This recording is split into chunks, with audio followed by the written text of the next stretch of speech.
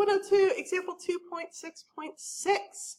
Now, we've seen two ways to solve quadratics. We've seen factoring and we've seen the square root property, but they both have limitations. Not everything factors, and I can only use the square root property in certain circumstances. The nice thing about the quadratic formula is it will work for every problem, provided my problem is in the form ax squared plus bx plus c equals 0. And if it's not in that form, I can first get that. So my equation is negative b plus or minus the square root of b squared minus 4ac all over 2a.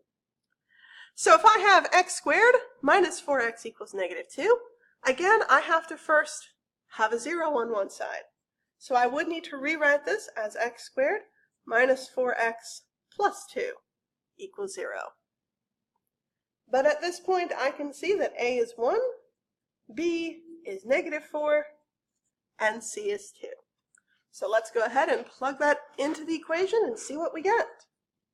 So I've got negative b plus or minus the square root of b squared minus 4 times a times c all over 2 times a.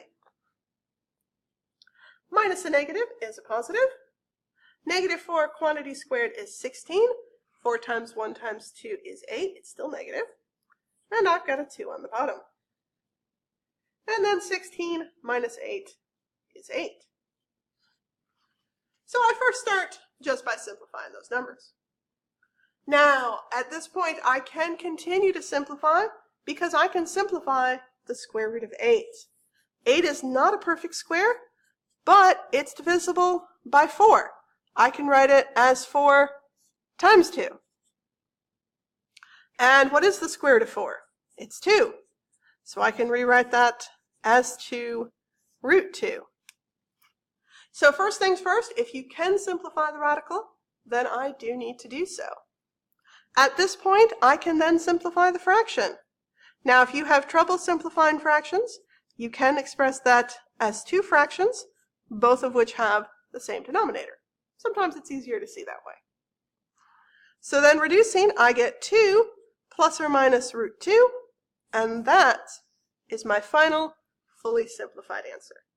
Again, though, you have to simplify the radical before you can simplify the fraction.